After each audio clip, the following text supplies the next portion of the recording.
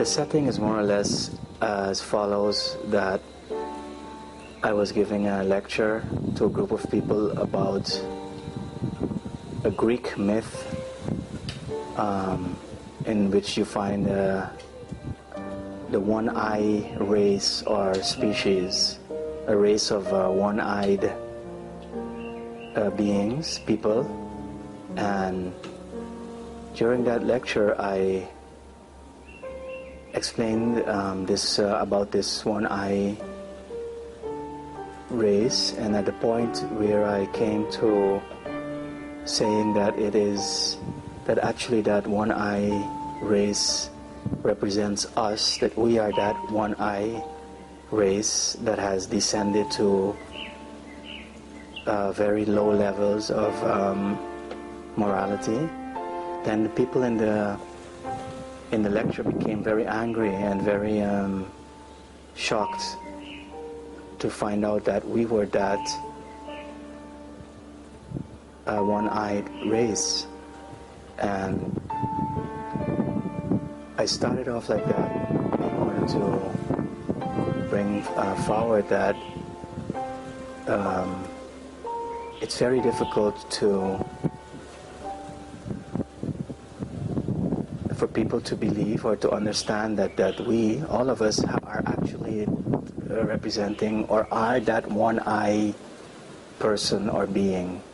And people would go like, yeah, well, what do you mean that how could it be that I am that I have one eye closed, one eye shut? People would go like, I can see fine, I'm not half blind or blind. And so the challenge is today is to explain that why, in what sense are all of us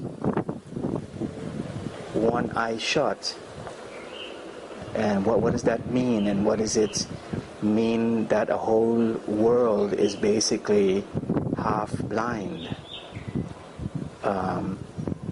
and what does it mean that this Greek myth of these one-eyed giants, which is actually an archetype that emerges in many other areas.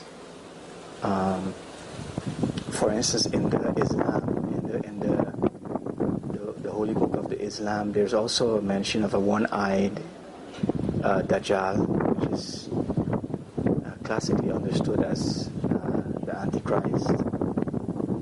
But in my work, what I've come to understand is that it represents us, each and every one of us.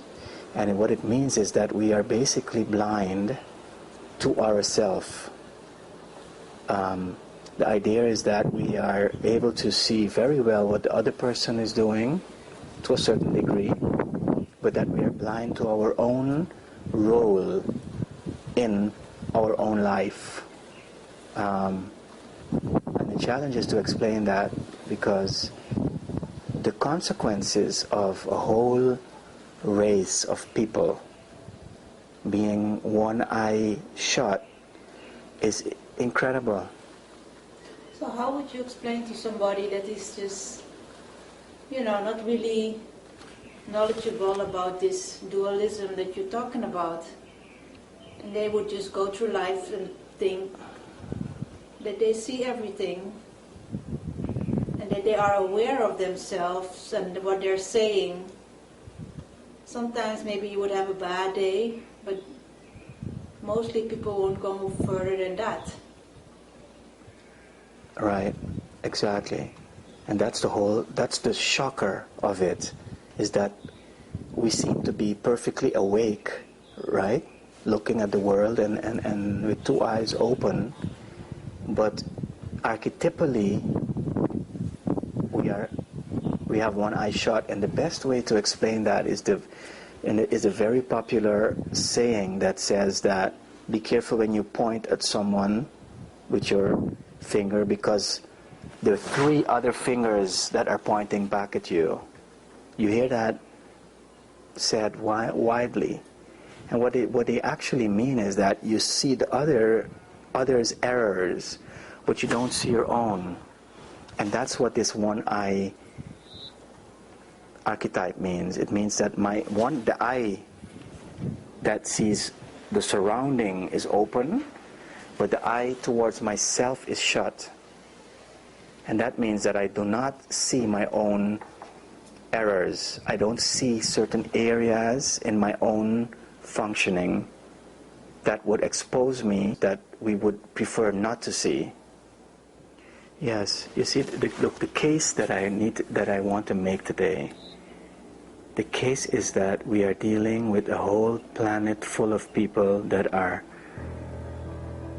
have one eye shut. And the implications are in every area. It has an effect on the way we think, but it has, as you say, an effect on that people are able to remain unconscious of what we call their shadow. The shadow is aspects of their own functioning that is so problematic that they are able to not see it. And why? Actually, the main reason for making this video today is that it seems very difficult for people to understand, not only understand, but believe or get it, that it's not a matter of choosing to look the other way or deliberately doing things that are not correct.